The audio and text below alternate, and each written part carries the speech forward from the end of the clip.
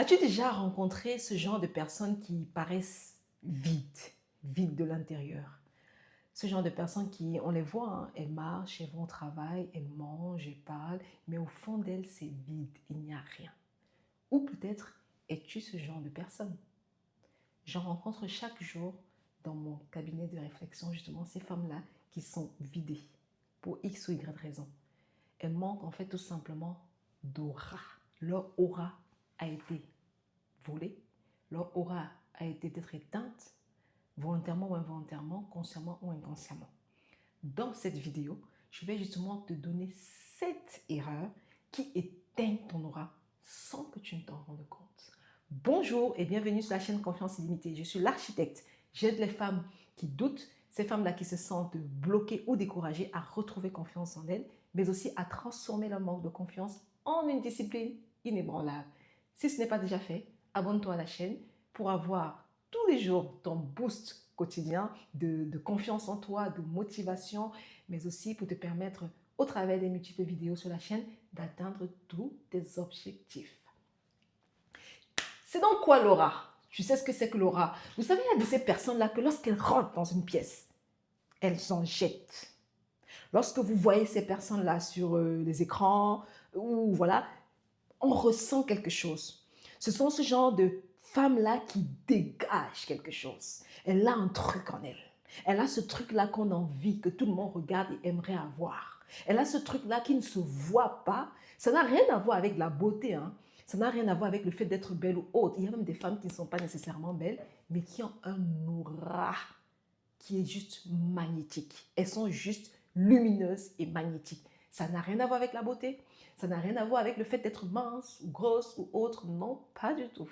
Mais ces femmes-là qui, lorsqu'on voit, lorsqu'elles parlent, elles t'attirent. Quelque chose en elles t'attire. Quelque chose en elles te magnétise, t'électrise, t'illumine. C'est ça. Ce sont des femmes qui dégagent, qui ont un bel aura, qui ont un aura captivant, un aura lumineux, un aura juste waouh quoi. C'est-à-dire qu'elles ne peuvent pas rentrer dans une pièce, passer quelque part et passer inaperçues. Ce n'est pas possible. Il est important et capital pour toute femme d'avoir un aura. Tu dois savoir que nous avons toutes un aura. Maintenant, la différence, c'est aura, à quel niveau est ton aura? Il y a ces femmes-là qui n'ont même plus d'aura en fait, ou alors leur aura est juste éteinte. Parce qu'en réalité, on a tous un aura en réalité. Mais il y a des femmes dont l'aura est, c'est-à-dire l'aura est tellement lumineuse, est tellement pétillante que elles ne peuvent pas passer inaperçues. A contrario, on a de ces femmes-là qui ont un aura qui est éteint, un aura qui est embrigadé dans des liens, dans des problèmes de la vie et autres. Un aura qui est juste, qui est caché sous une table. Un aura qui est éteint. Et du coup, elle manque de saveur, elle manque de vie, elle manque de vivacité, elle manque de punch. Tu vois?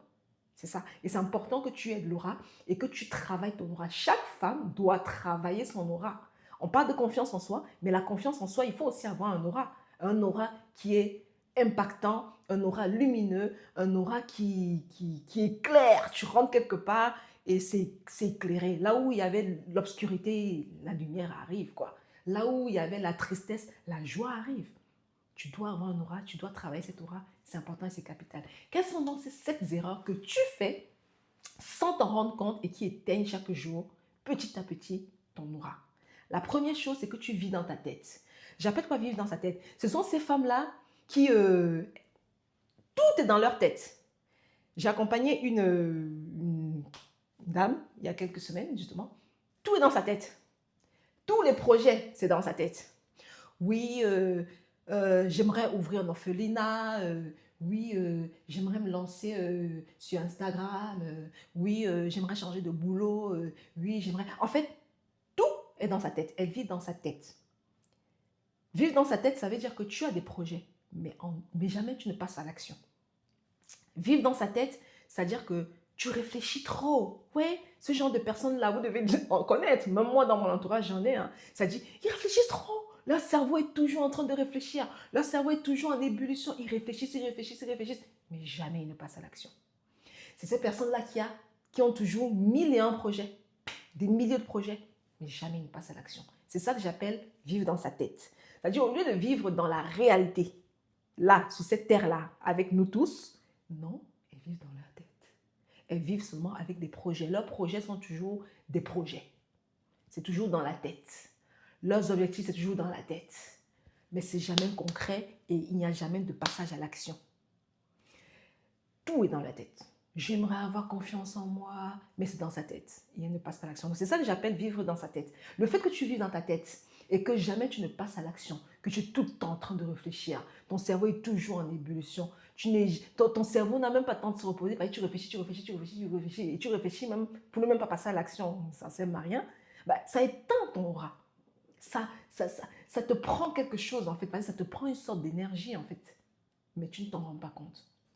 La deuxième erreur, c'est tout simplement le fait de se suradapter dans des situations qui ne nous conviennent plus. Je prends un exemple.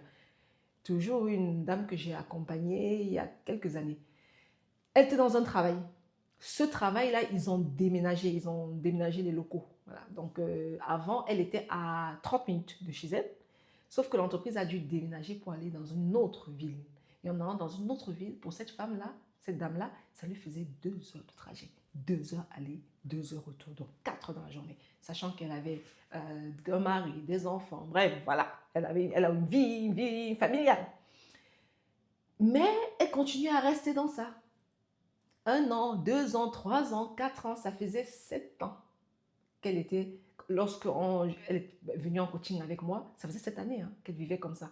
Elle fait 4 heures de trajet par jour. Et elle se plaignait que justement ça ne lui convenait pas, ce n'était pas bien, ceci, cela. Que ça te convienne, c'est une chose. Là, je n'ai aucun problème à partir du moment où ça te convient. À partir du moment où ça te plaît, il n'y a aucun souci. Mais à partir du moment où ça ne te convient pas, là, j'ai un problème avec. Lorsque ça ne te convient pas, tu n'as pas besoin de te suradapter, de toujours vouloir faire plus, alors que la situation ne te convient plus. Peut-être qu'au début, elle te convenait, mais aujourd'hui, elle ne te convient plus. Alors si elle ne te convient plus, pourquoi est-ce que tu ne changes pas? Pourquoi tu ne quittes pas cette situation? Ou encore de ces femmes-là qui sont dans des mariages, dans des couples, où elles sont maltraitées, où il y a de la violence psychologique, des fois physique, mais hormis même physique, juste la violence psychologique, c'est dur, c'est extrêmement dur.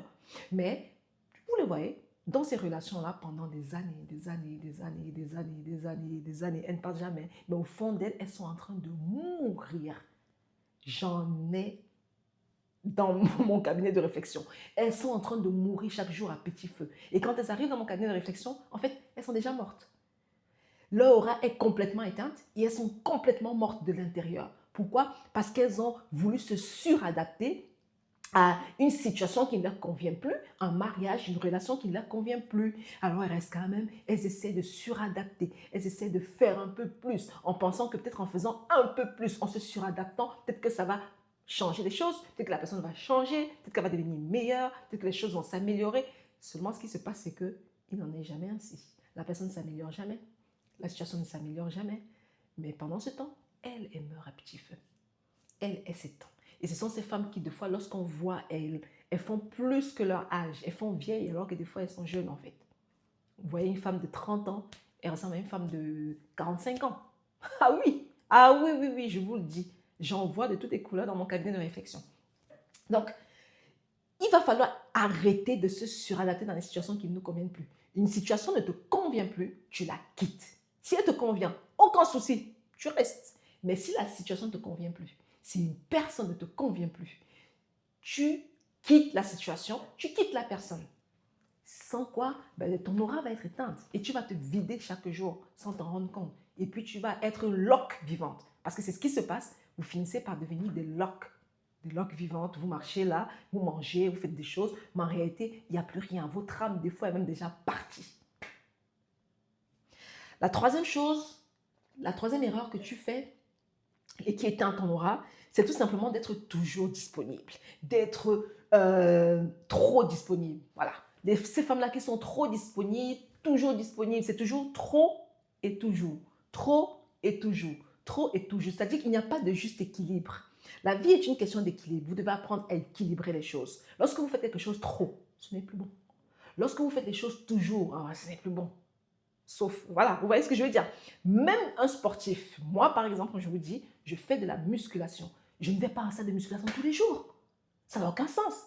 Je vais plutôt me fracturer les muscles. Je vais me briser les muscles. Je vais je vais avoir des blessures partout. Vous voyez ce que je veux dire? Je ne peux pas y aller tous les jours. Et je ne peux pas en faire trop non plus. Si c'est 3 séries, je fais 3 séries. Je peux en faire 10 séries d'un exercice. C'est absurde. Donc, la vie est dans l'équilibre. C'est une question d'équilibre. Ne pas être trop disponible et toujours disponible. C'est-à-dire qu'une copine a besoin de nous, on court, alors que ça ne nous convient pas. Un parent a besoin de nous, on court, alors que ça ne nous convient pas. Une personne a besoin d'argent, on donne, alors qu'on n'a pas d'argent, ça ne nous convient pas. Donc, en fait, être toujours disponible et trop disponible, alors que ça ne nous convient pas, ce n'est pas bon et ça éteint ton aura. Il faut arrêter cela.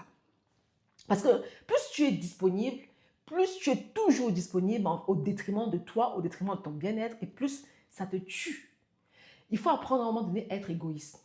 Oui, contrairement à ce que beaucoup de personnes pensent, l'égoïsme n'a rien à... Se prioriser, ce n'est pas de l'égoïsme en fait.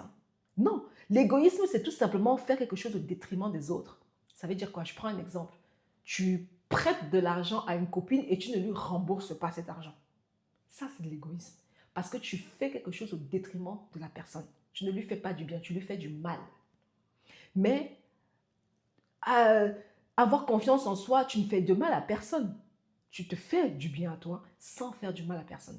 Donc, tu dois pouvoir te faire du bien sans que pour autant que ça ne fasse du mal aux autres. Sans quoi, oui, c'est de l'égoïsme. Tu dois pouvoir te mettre en priorité. Fais-toi ta priorité. Avant d'être toujours disponible et d'être trop disponible, sois d'abord disponible pour toi. C'est pour toi que tu dois être trop disponible et toujours disponible. La quatrième erreur que tu fais, qui éteint petit à petit ton aura, c'est tout simplement le fait d'ignorer ton propre corps. Beaucoup de femmes, vous ignorez votre propre corps. Tu as un bouton qui commence ici, tu te dis, oh, c'est rien. Puis un deuxième, ah, c'est rien. Un troisième, après, ça devient tout un... Voilà, je te retrouve avec une acné partout. Tu as ignoré ton corps parce que la réalité est que si tu n'avais pas ignoré ton corps, à partir du premier, deuxième bouton, tu t'aurais posé la question de savoir, est-ce que j'ai changé de crème? Est-ce que j'ai mis quelque chose sur ma peau dernièrement qui est différent de ce que j'ai l'habitude de mettre? Est-ce que j'ai mangé quelque chose de différent de ce que j'ai l'habitude de manger? Tu te serais déjà posé des questions, tu aurais fait une introspection, tu aurais regardé à ce que tu as consommé les jours ou les heures précédentes et tu aurais consulté un médecin pour cela. Mais tu as ignoré ton corps. Pareil, tu as mal, par exemple, comme moi, par exemple, quand j'étais allée faire la muscu, je m'étais blessée au niveau du genou. J'ai eu mal. Qu'est-ce que j'ai fait? Je ne suis pas allée voir directement le médecin. Et le fait de ne pas avoir vu directement le médecin, je suis allée continuer mes séances de musculation les jours suivants, les semaines suivantes, les mois suivants. Mais par la suite, ça m'a créé un gros problème qui m'a amené chez le... J'ai dû faire des séances de kiné. Voilà. Pendant quoi? Environ 1 mois et demi. Alors que si j'avais écouté mon corps, ben, je ne serais pas arrivée à là. J'aurais compris que là, je me suis blessée, il faut que je diminue, il faut que j'arrête pour un temps, le temps de soigner, je vais voir le médecin, on traite ce qu'il y a à traiter, et le problème ne s'aggrave pas. Et c'est le problème que beaucoup de femmes font souvent, c'est que vous ignorez votre propre corps. Rappelle-toi que ton corps, c'est ce qui te maintient à vie. Oui, ton corps, c'est ce qui te maintient en vie. Tu ne peux donc pas te permettre de négliger ton corps, te permettre de négliger ce qui te maintient en vie. Tu ne peux pas te permettre d'être méchant avec ton corps. Non. Ton corps, c'est quelque chose qui doit être précieux pour toi. Donc, tu dois te reconnecter à ton propre corps au travers de différentes manières. Ça peut être par le sport, par une activité physique, la marche par exemple. Ça peut être par une alimentation équilibrée. Ça peut être par la spiritualité pour certaines. Ça peut être par des exercices de respiration. Ça peut être de plusieurs manières. Mais à toi de voir, à toi de te connaître. Ce qui peut te reconnecter à ton corps, qui te fait du bien, déjà, voilà, et qui marche avec toi. Donc, tu dois te connaître pour cela. Mais tu ne dois pas ignorer ton corps. Parce que ton corps, c'est la base de tout.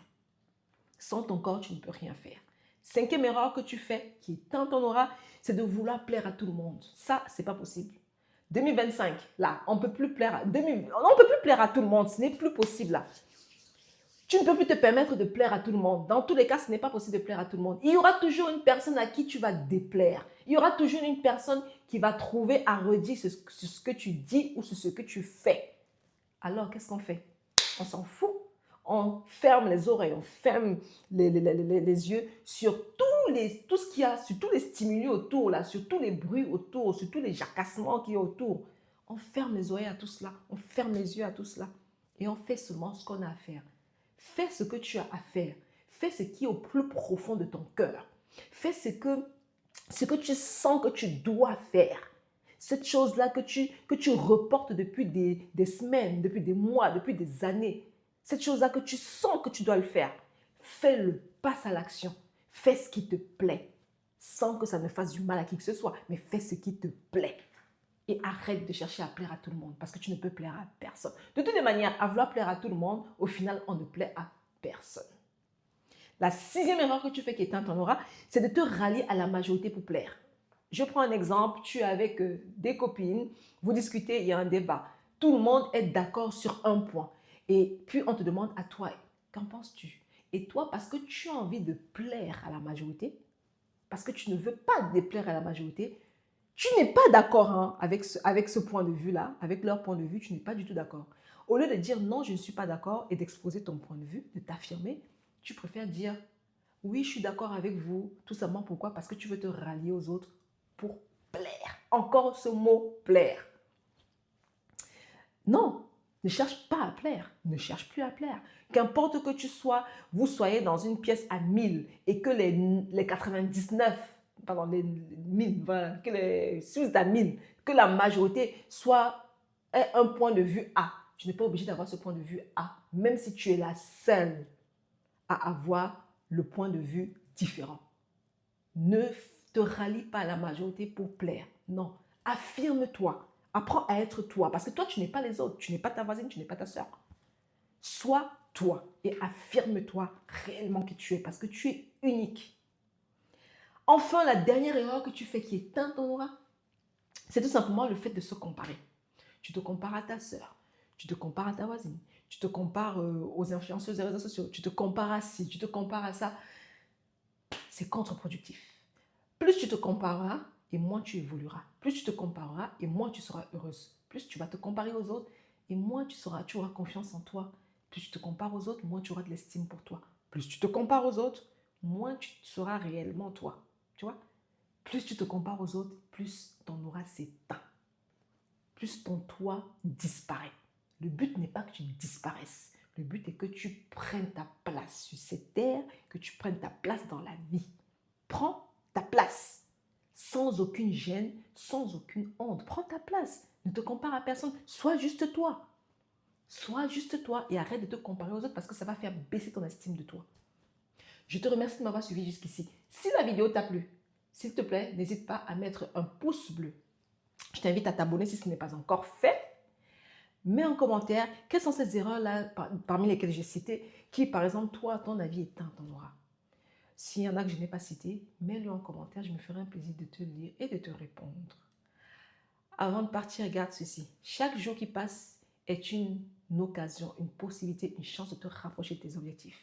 Et qu'importe les cartes que la vie te donne, c'est à toi et à toi seul de créer ta propre magie. C'était l'architecte.